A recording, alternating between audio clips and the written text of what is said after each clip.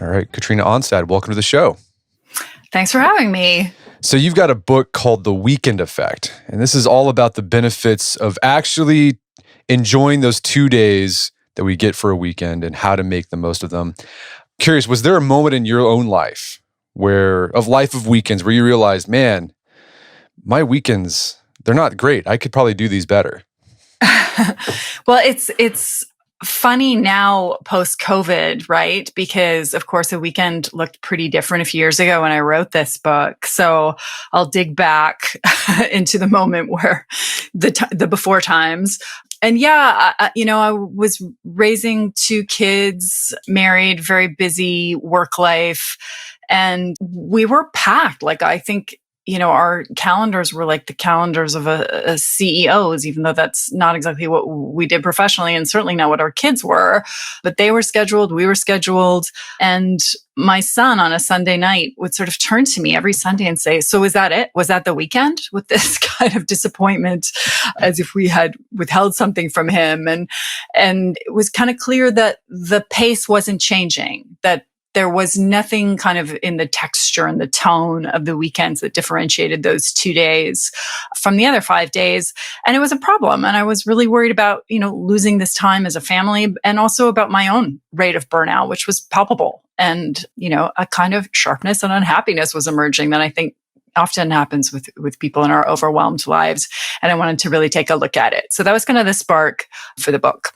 Well, and that comment by your son, like, is that it? Was that the weekend? A lot of people experience that. In fact, there's like a name for this phenomenon, the Sunday blues, Sunday evening blues. Yeah, it's actually something that, there's been lots of surveys and research, and people will actually report a negative feeling on Sunday night, like a kind of upcoming panic and about the week ahead, and also a sense of regret that the weekend wasn't what they had hoped it would be. And I think that that's kind of a universal feeling. Like, we know that it's supposed to be different. We know it's supposed to be set apart. And we remember, probably, hopefully, from our childhoods, if we were lucky enough to have those kinds of weekends where we were free and we were kind of off the clock. And getting back to that feeling, or being reminded of that feeling, or not having it on a Sunday night is something I think we all kind of grieve. Yeah, I think so. I mean, yeah, I remember my weekends as a kid compared to now as an adult. Weekends, they often just feel like any other day, except the kids don't go to school. Exactly. Yeah, that sense of kind of wonder and possibility and bottomless adventure, that Friday feeling you have when you're young, like, that's the feeling I think we're all yearning for.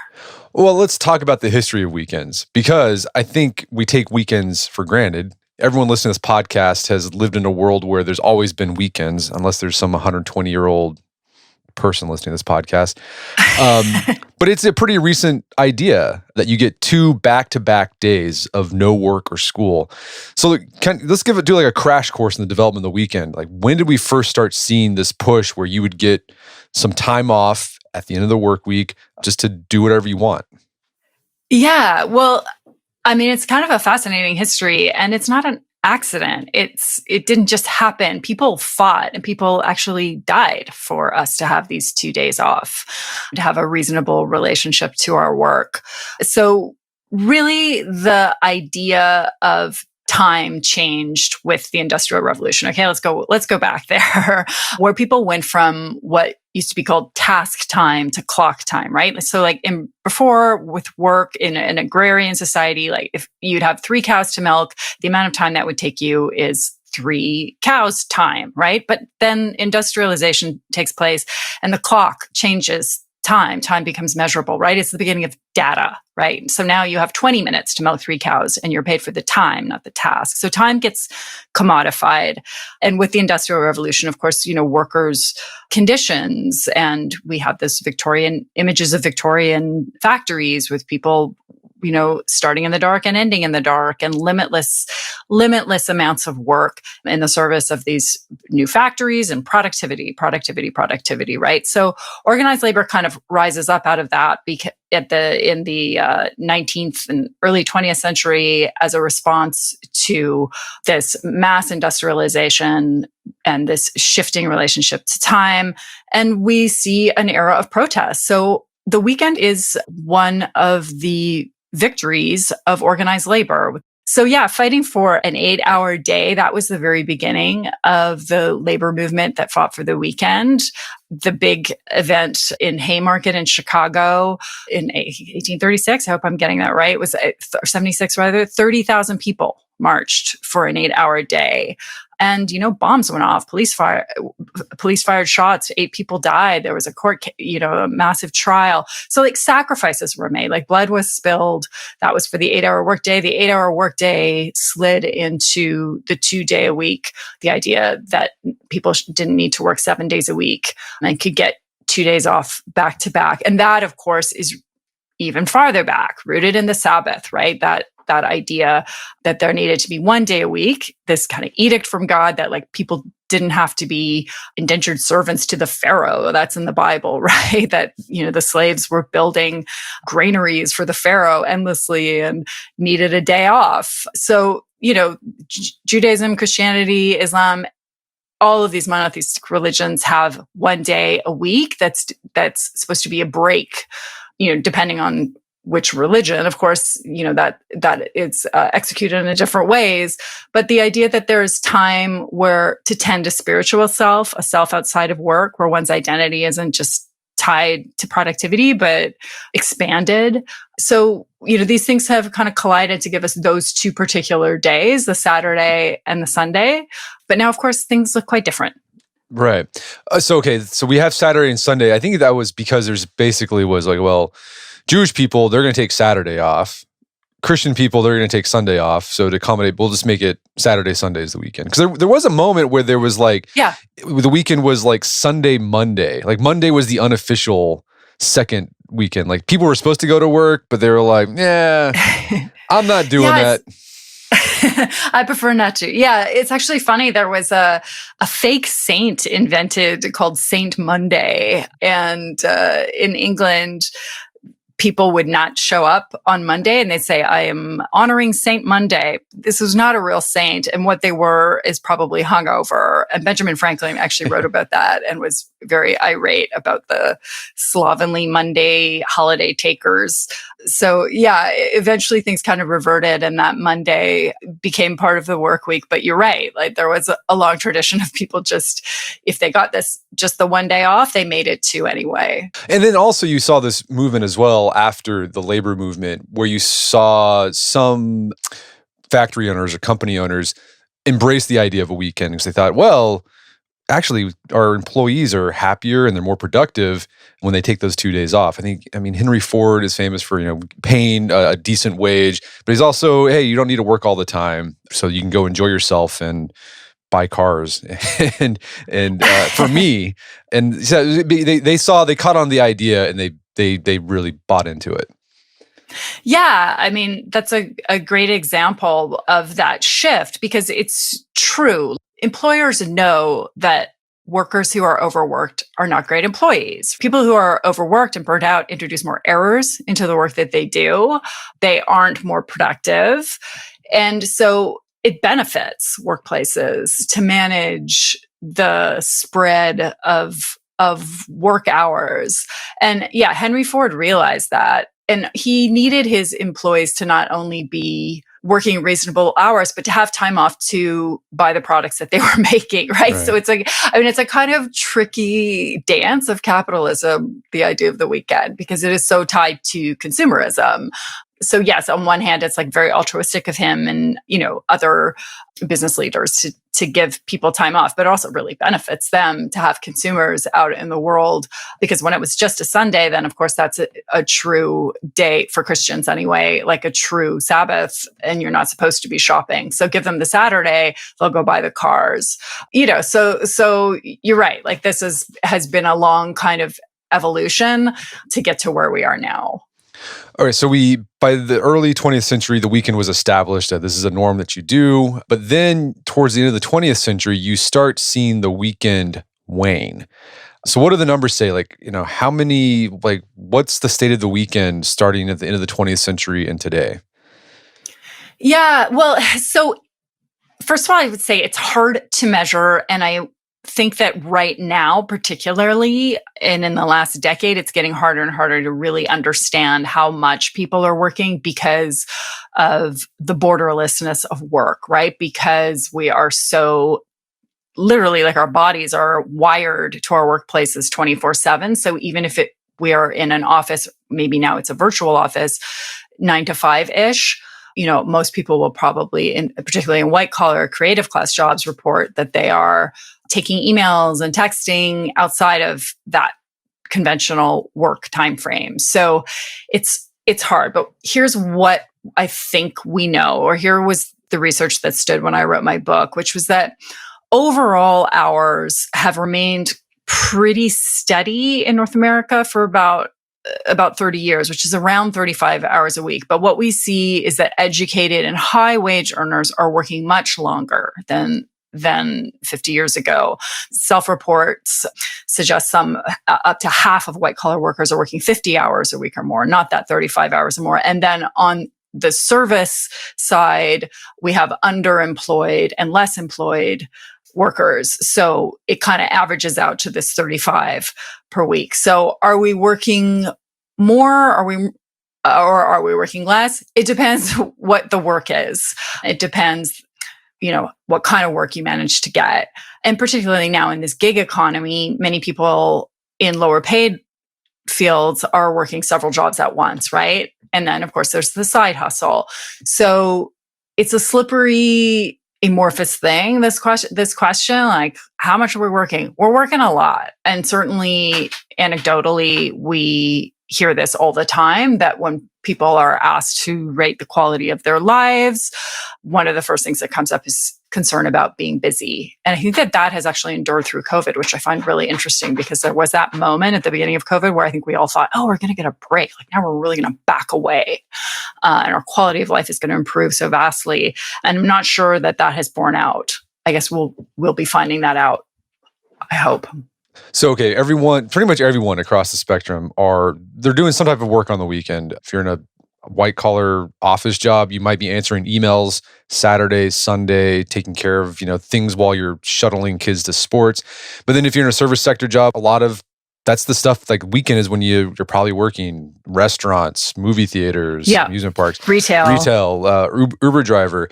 And so the people in service, they might get some days off, but it might not be Saturday, Sunday. It could be Tuesday, Thursday. So there's there's an asynchrony going on with weekends in our culture. Like, everyone's not having the weekend at the same time, basically. Yeah, for sure. Yes, this conventional 40-hour work week that maybe our parents had, this Monday to Friday, 9 to 5, it really does feel like a thing of the past. Basically, you kind of never know when people are working anymore. Don't you find this? I find, like, if I'm contacting someone, I'll get, I'm off this Wednesday, but I'm working Saturday, or I'm, not working Thursday. I work every second Friday. And I've had that myself. And I'm actually working in a podcasting company, and I was working 4 days a week, and then it shifted to 5, and then some weeks it's 3. And that's also a real result of contract work, right? This shift from full-time staff salaried positions to contracts. Yeah, and that affects us on a cultural level. Like, it's, if you can't hang out with your friends if you guys aren't off at the same time, or you can't do things as a group if everyone's working different days of the week.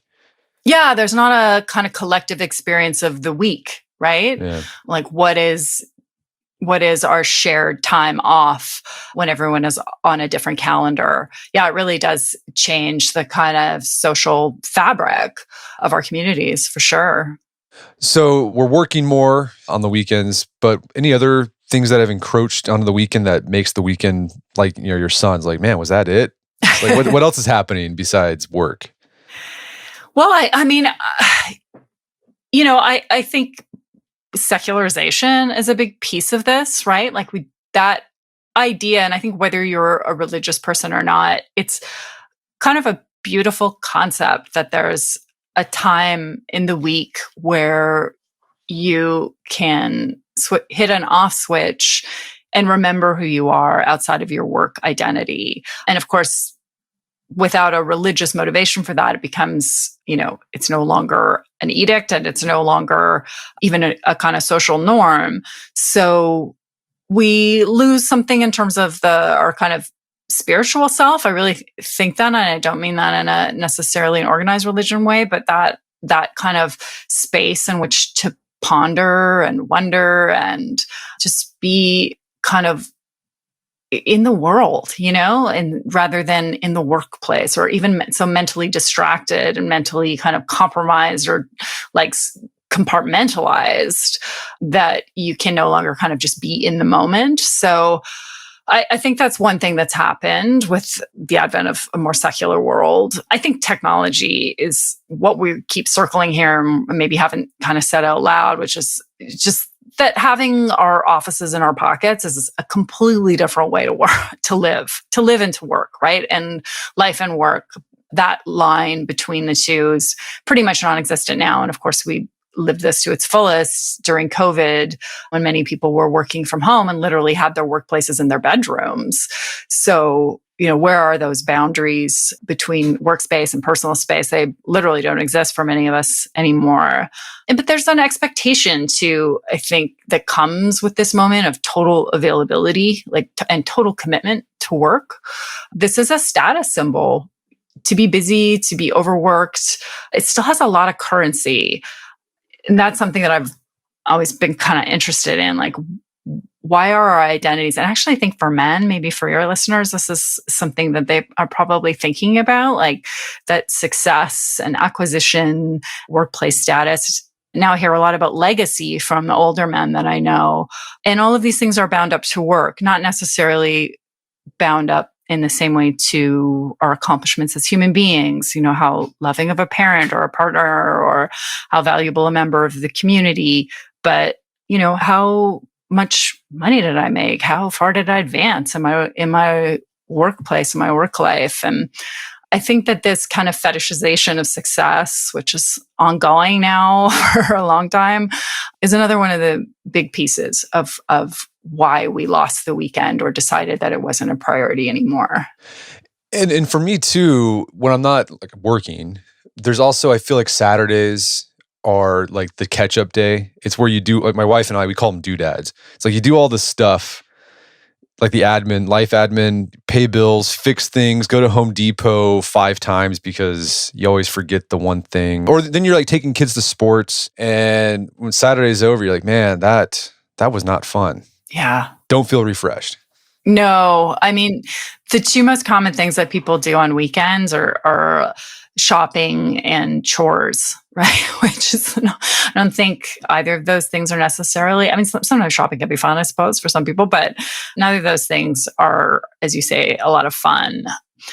Yeah. And kids, I think in busy families and the scheduling of kids are so, overscheduled. This was something I really know. My kids are getting older and of course COVID, but one thing I've really noticed is how much time I have back because they're more independent and I don't have to hover as much and do as much schlepping of the children.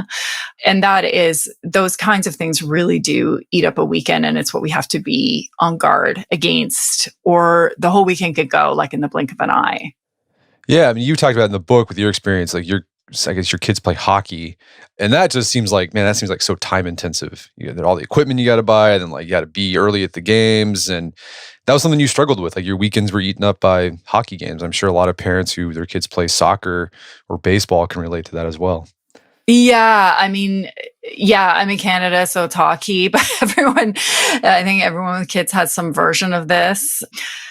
Yeah, it was an issue for us so much that actually we made a decision, one that our son in particular was happy to go along with, and our daughter who also plays hockey, which was we're sticking with house league because we dipped a toe into the world. This is, I think, actually where we see a transposing of some of the things we were just talking about this urge for success and status. I think a lot of that is kind of being projected with the best of intentions mostly, onto the lives of kids. So playing house league isn't really enough. Like, we got to get the kids the private coaching and the weekends away, and they're in select or they're in more competitive tiers with more games, more practices, driving them in and out of the city. I mean, those are like the true hockey parents will be up at 4 a.m. during the week, and then it's hockey all weekend. And, I think there are kids for whom it's a passion that can't be denied. I'm not suggesting that anyone, punish their children unduly or whatever. But if you're a family where this is taken over, it might be really good to look at it and just say, is this the childhood that I want my kids to have? Because there usually does come a point in adolescence, many of these kids are going to burn out. They're not going to take pleasure in it anymore. They're going to notice that it's been kind of professionalized, and that the measure of their engagement is about succeeding rather than playing and taking joy in it. And I think it can be kind of an infection in families, this high level overachievement. So what we did eventually, and maybe it's also just some kind of laziness, I don't know, you can judge me if you want, was like, we said house league only. Like, we just can't, we don't want to live like that. And it bought us back some time, which I think was worth it. I think it was worth it, but maybe you should ask my son. So let's talk about how we can take back our weekends, because you highlight research. If you're worried about, like, if I take 2 days off, this is going to, I'm going to get behind in work. I'm going to set myself up for failure. Or if you're a business owner, it's like, man, if I can't reach my employees during the weekend, we're going to fall behind in the competition. The research shows that that's not going to be the case. In fact, working more hours, there's a declining benefit. Like, at a certain point, there's just diminishing returns on working. Long hours without breaks introduce errors. It can cost companies money. And on a personal level, of course, there's burnout and health, and all of those expenses are often incurred by employers ultimately, right? And countries with really long work hours report depression and high suicide rates among their workers. So yeah, like 40 to 50 hours is pretty reasonable. Above that, people will start introducing errors into their work. And it doesn't mean that they'll be making more widgets if they're working 60 hours a week. It means they'll probably be making less, and more of them will be of low quality, whatever those widgets are. And, fatigue and overwork are often causes of medical malpractice suits.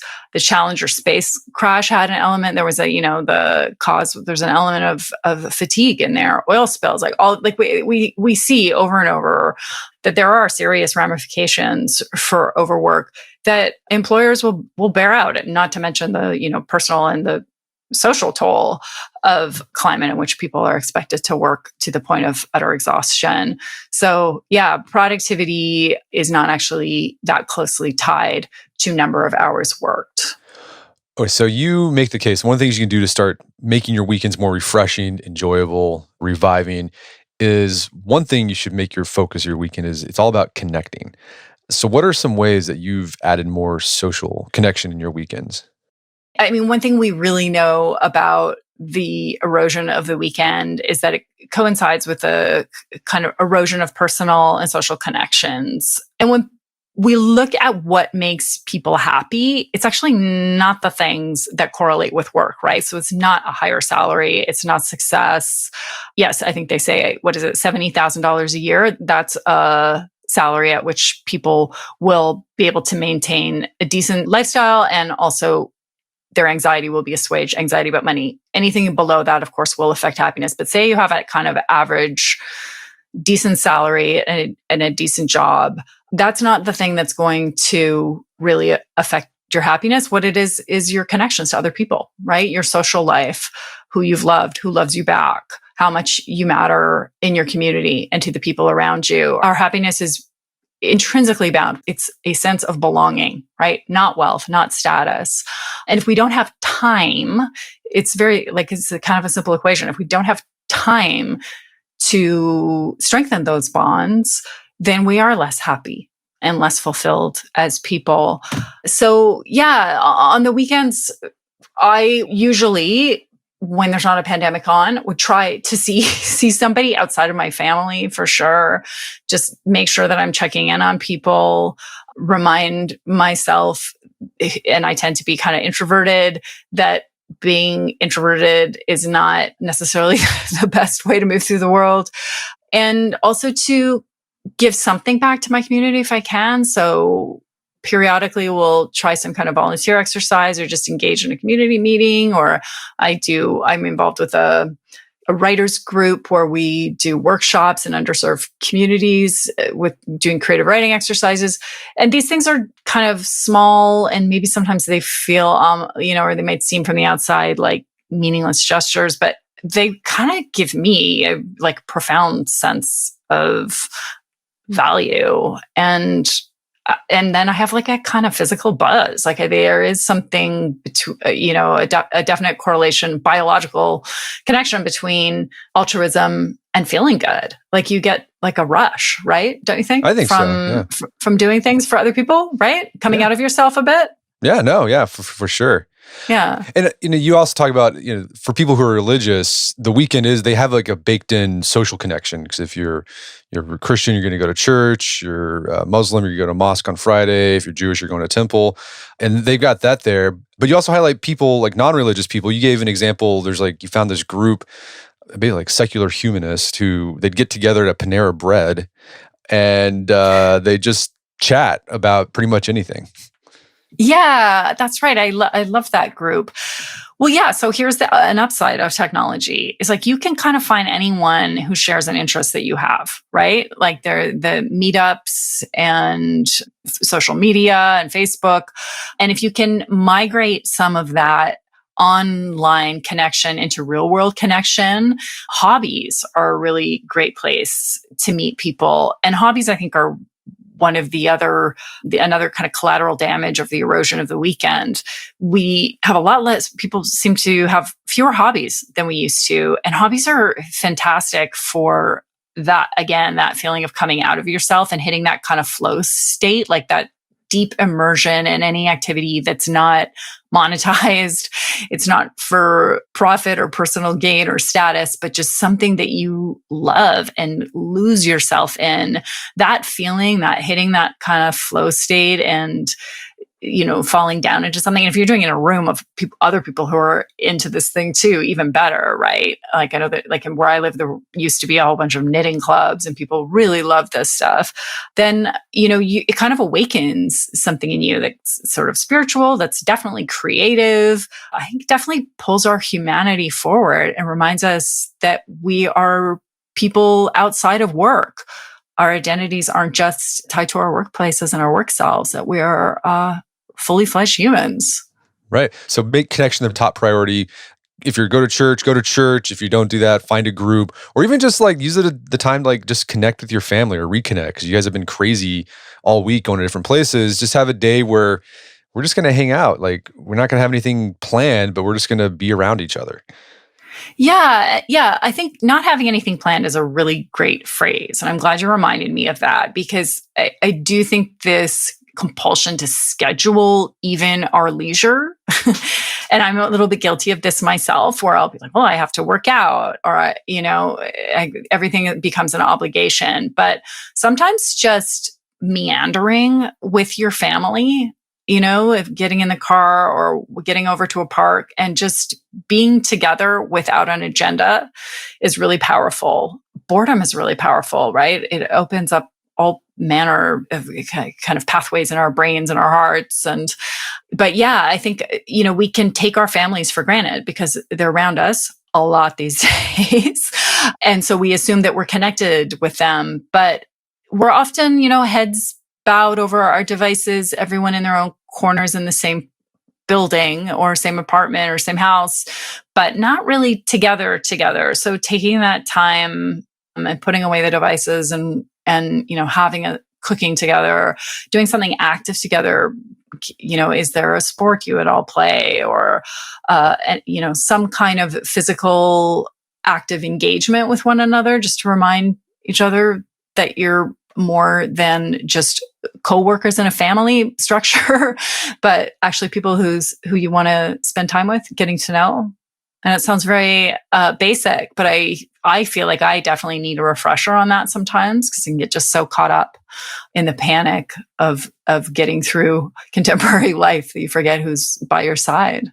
You mentioned that just get in the car and drive. That was actually a thing. Like my mom talked about doing that when she was a kid, like the Sunday drive. You just get in the car and the fit, and you just, what are you doing? We're just going to drive. In fact, we've been reading. We just got done reading Cheaper by the Dozen with our kids. Oh yeah, yeah. Classic novel written in the '40s, and one of the chapters is about how they take a Sunday drive with all 12 of the kids, take a picnic, and that was it. That was like, that sounds. And I've done that before, and it just sounds. It's just really relaxing. You don't have a destination you're trying to get to. You just kind of drive around and look around, and it's enjoyable. Yeah, I love that. And also, it doesn't cost too much, yeah. because I think so often we think we need to pay for our experiences. And that idea of getting in a car and driving, or if you don't have a car, I live in a city. When our kids were younger, sometimes we would get on the subway and go to a neighborhood we'd never been to and just walk around. And it doesn't always mean shelling out to curate a perfect afternoon. Sometimes just spontaneous and cheap and dirty is a way to do it on the weekend for sure. So you mentioned hobbies are a great way to spend the weekend. So that leads me, you had a chapter about recreation, and you make this case that oftentimes when we think about recreation, we do it wrong. You said there's two types of recreation. There's passive and active recreation.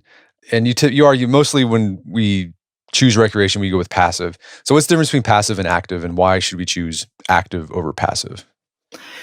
Yeah. So, I mean, passive recreation is, you kind of know it when you're doing it. It's the kind of what we do when we tune out and kind of, binge watch a series or just check out kind of emotionally and physically. One of the phrases that someone used for this was spectatoritis, watching rather than doing, which is great. Like, we all need that sometimes. But if you're kind of operating at such an amped up level all the time, and then when you have that downtime, you just unplug completely and kind of crash into that mindless consumption of entertainment or sports or whatever it is, you actually don't come out feeling super rejuvenated, right? It's kind of like a sugar high, right? It's like eating a lot of chocolate or something. Like, it feels good in the moment, but it doesn't actually help with a reset.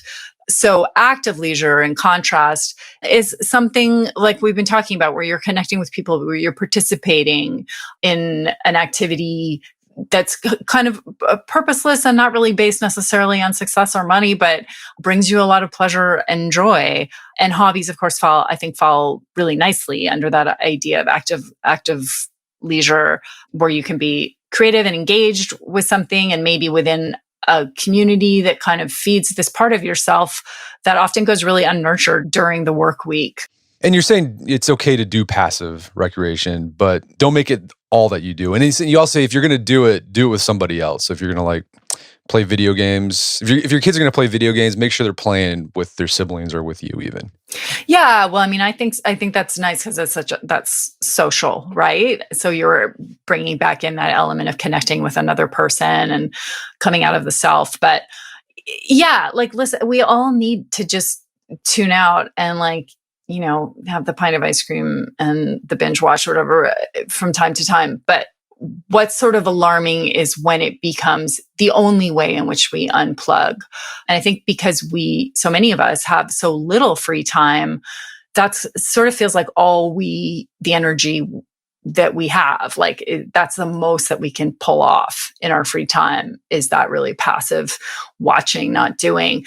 But it's a vicious cycle because you actually end up feeling more burnt out at the end of it. So I think we have to be as vigilant with our leisure as we are with our work, right?